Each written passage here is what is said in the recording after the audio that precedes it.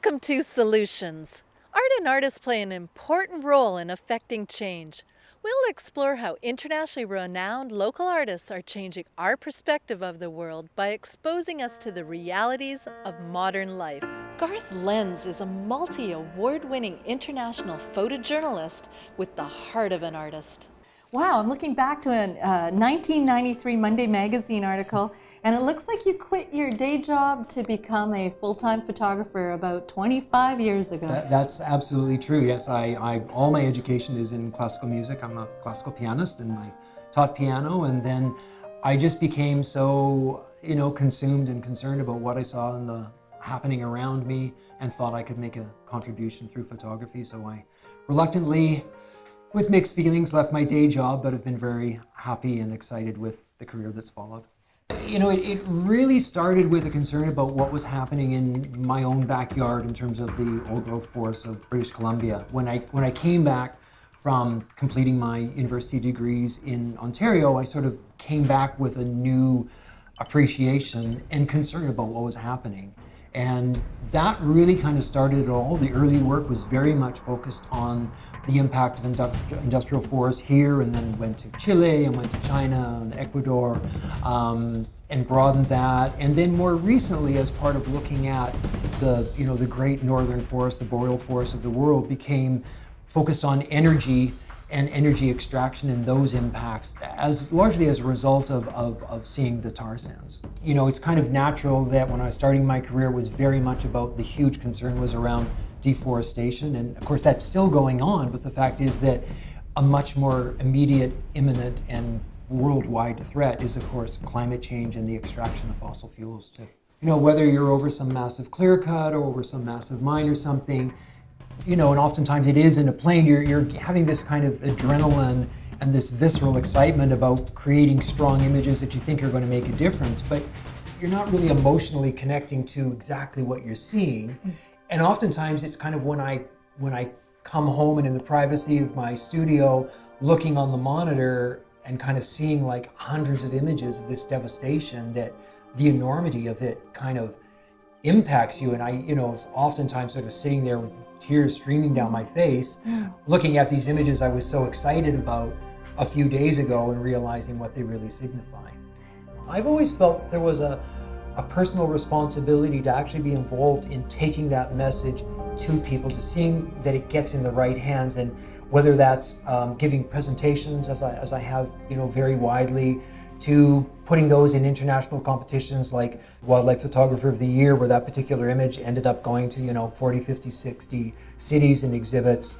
There's so many more avenues now to getting those messages out, or my TED Talk, which is seen now have almost, I think, 800,000 views. All across the Boreal, we're blessed with this incredible abundance of wetlands. I didn't know at the time that it would get picked up by the TED Global site. It was the only talk of the weekend that did, and I was the last talk of the weekend. And it was just an incredible, I was so emotionally engaged in that. I was in tears. Most of the audience was in tears, And so it just really went viral from there, and that has opened up so many more opportunities to talk about this issue in the Netherlands, in the UK, in Wales recently, all over the world. So that's been a huge way to educate people about this issue.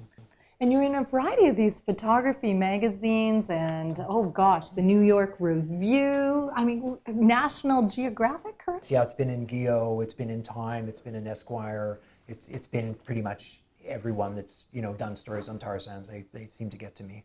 Impressive. And is that a typical assignment for you? Like, what does that look like? As all us editorial photographers know, assignments are harder and harder to come by. So a lot of the tar sands work was, I raised money myself from donors and foundations. A lot of it was produced shooting stills for the Tipping Point documentary, which originally was on the nature of things and then was kind of changed around, and James Cameron executive produced it, and Sigourney Weaver narrated it, and now it's a feature-length film. And so they had me shoot stills as part of that in 2010.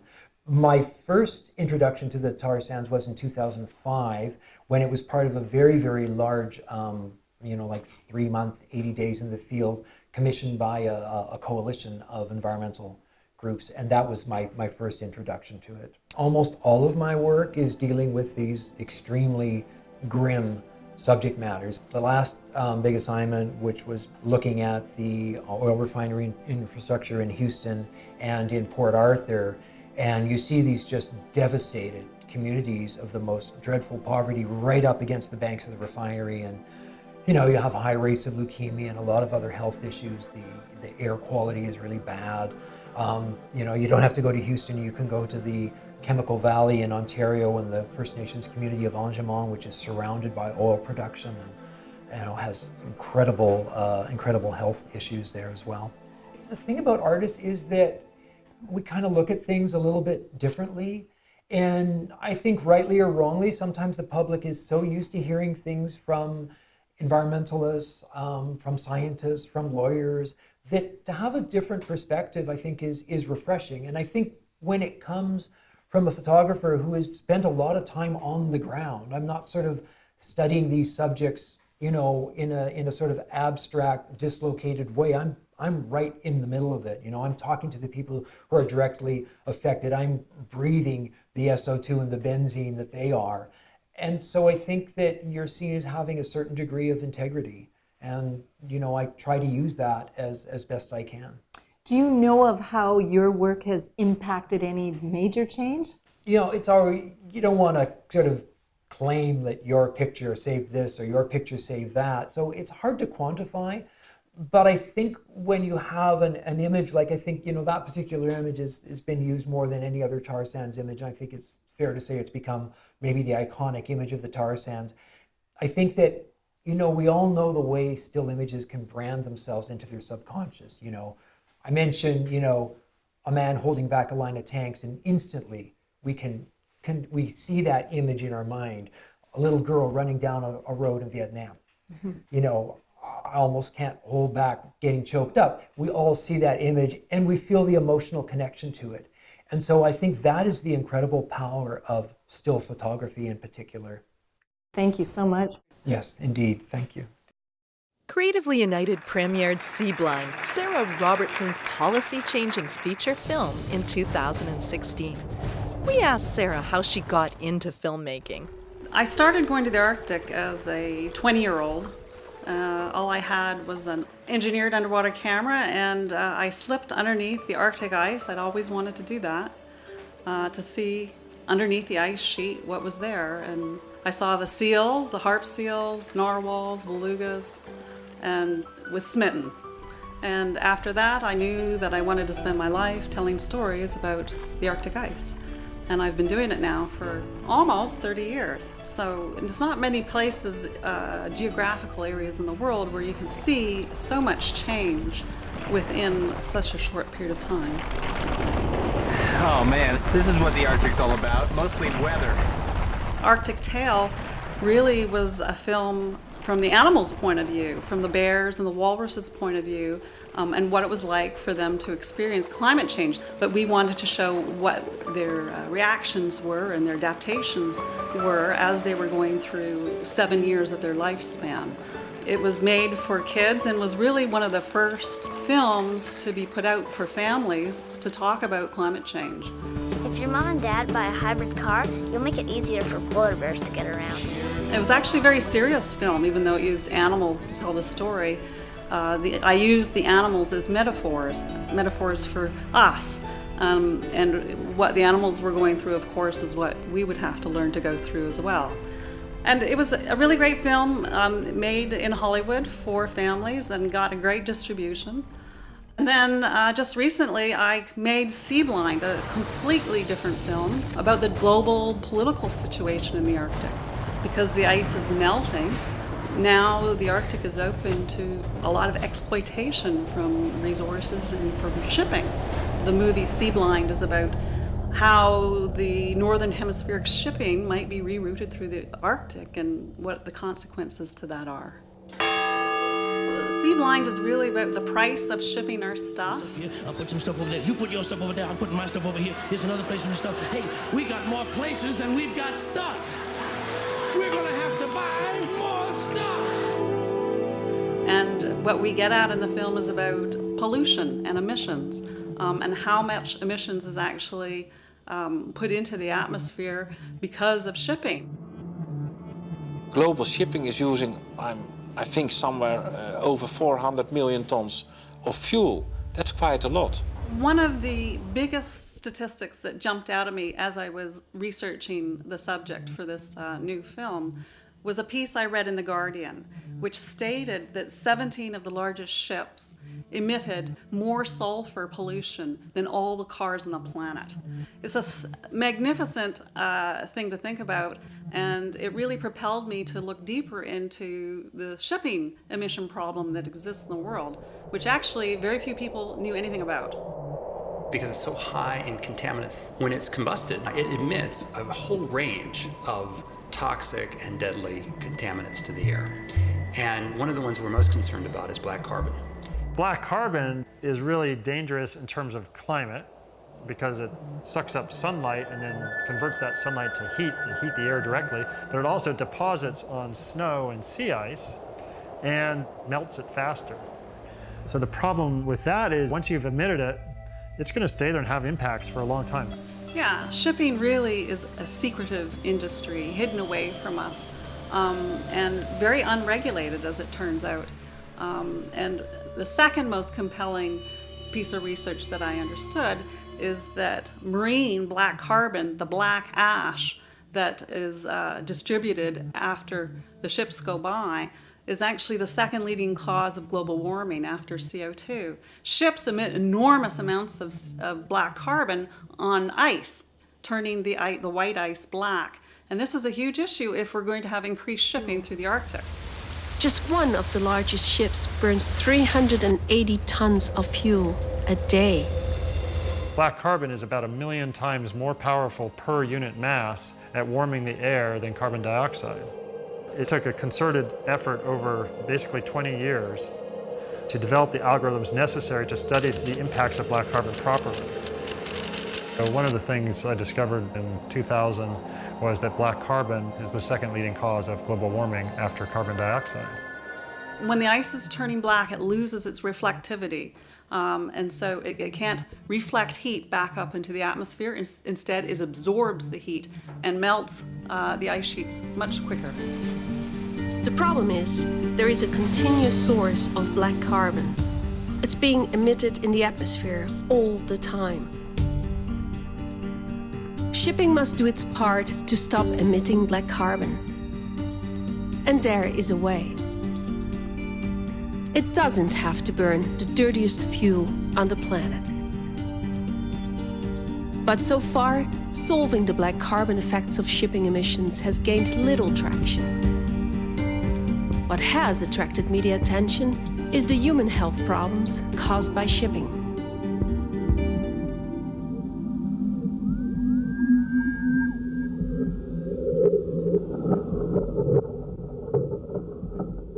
The emissions that come out of a ship's smokestack don't just stay out there in the ocean. The wind blows them on shore, and then it becomes part of the mix of pollutants that we breathe here on land, even if we're hundreds of kilometers inland. This air pollution causes about 50,000 premature deaths in Europe. That's a total cost, together with diseases, of $72 billion a year alone in Europe. And we can see that regulation reducing these costs will be very cost efficient. It will be much cheaper to avoid the pollution than to live with the health costs. But the shipping industry does not pay for the healthcare costs of its pollution. We do. The shipping industry burns the cheapest, dirtiest fuel on the planet. In movie making, we're really informing and teaching people about very complicated issues and ideas, really through a visual storytelling medium. And I've been able to do that with all my films, I think mostly because the Arctic is really such a compelling place. It looks fantastic visually. The landscape is so mysterious. So Sea Blind was a really interesting piece that I was able to introduce into politics. I showed it at the Paris conference, climate conference, and learned at the Paris conference that hardly anyone knew about the black carbon issue, even at a very high political level. And then we were able to present the film in various European parliaments and get MPs and politicians to listen to it and to really affect change within their separate countries about how to regulate sulfur and black carbon. And in fact, many countries are saying we should not be able to burn the heavy fuel oil in the Arctic through any kind of shipping there. This viscous residual gunk that really is the bottom of the barrel of all possible fuels. This stuff should not be burnt. This stuff is revolting. It should not be burnt. We can do better than that. So this is something that's just being considered by the global international marine community, and there's tremendous pressure around the world to make it happen. It's already happening in the Antarctic. They're not allowed to burn this type of fuel in the Antarctic, so it's something that's been done before. We see how to do it, and we need to do it in the Arctic right away. We got 60 CEOs from the Netherlands onto a ship in Svalbard in northern Norway, and we were going to take them out onto the ice to see the melting glaciers in Norway.